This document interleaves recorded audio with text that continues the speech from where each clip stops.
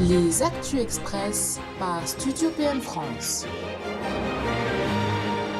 Bonjour à tous et bienvenue pour votre résumé d'actualité. Cela fait maintenant plus d'une semaine que les Français sont à nouveau confinés pour une durée d'1 mois au minimum, mais ce nouveau confinement est moins strict que le premier. On peut s'en rendre compte puisque selon Europe 1, les déplacements en voiture ont chuté d'environ 40% contre moins 80% en mars.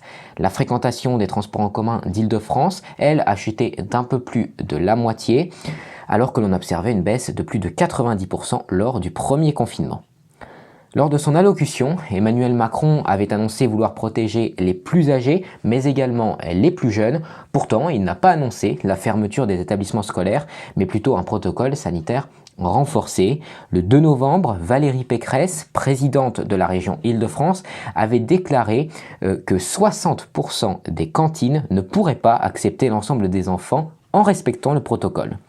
Les crèches, les écoles, les collèges et les lycées restent donc ouverts et depuis le début de la semaine, des étudiants dénoncent des mesures sanitaires trop faibles. Dans certains lycées, comme le lycée Colbert à Paris, des blocages ont eu lieu, provoquant des heurts avec les forces de l'ordre qui n'ont pas hésité à faire usage de gaz lacrymogènes avec à la clé des dizaines de verbalisations.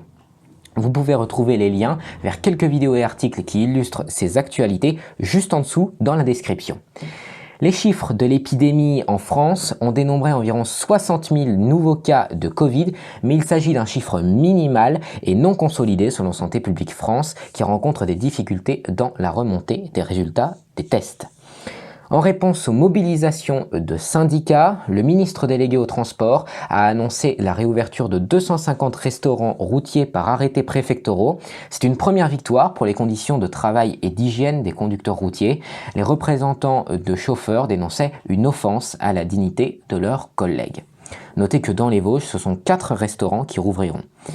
Aux États-Unis, malgré une gestion de la crise sanitaire très critiquée, on dénombre aujourd'hui près de 237 000 morts liés au coronavirus pour 328 millions d'habitants, ce qui équivaut à environ 72 morts pour 100 000 habitants. À titre de comparaison, en France, avec 67 millions d'habitants et 39 865 morts à l'heure actuelle, on obtient environ 59 morts pour 100 000 habitants. En Allemagne, ce chiffre est de 13 pour 100 000 habitants. Il est donc étonnant de constater que l'Allemagne compte 4,5 fois moins de morts que la France, avec des mesures moins strictes qu'en France. Merci à tous d'avoir suivi ce résumé d'actu.